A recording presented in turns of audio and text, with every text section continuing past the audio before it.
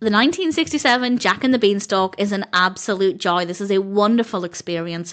This was released in 1967. It's directed by Gene Kelly. It's written by Larry Marks and Michael Morris, with a cast including Bobby Riha, Dick Beals, Gene Kelly, Ted Cassidy, and various others. And it's part live action, part animation, and sometimes we get a crossover. We get a hybrid of both of them at once, which I love so much. In fact, for a lot of it, we get a hybrid of both, as the characters are shrunk down in live action to appear in the animated scenes, and it's so beautiful. It's so fun. Starts off live action with Jack trading his animal for some beans, and then it blends into both as the live action characters go up the beanstalk and we see everything animated, and it is so fabulous. It is a really fun telling of the story. It's very recognizable as the classic story. For the most part, there were a couple of elements that I wasn't that familiar with, but for the most part, the classic story of Jack going up the beanstalk, facing the giant, it is so fun.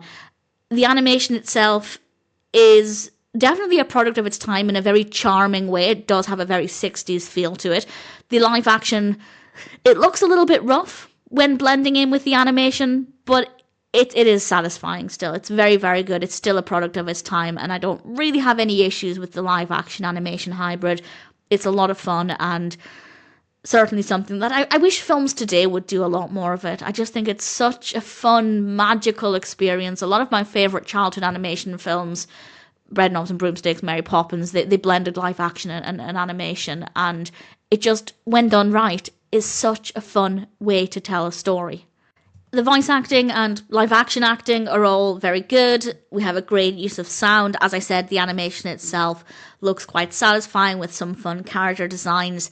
The live action blending with the animation, it might be a little rough, but it's charming, and I had a lot of fun with it nevertheless. The storytelling is really good, and I would be quite confident in saying, if you're brand new to the story of Jack and the Beanstalk, I would be quite happy to recommend this one.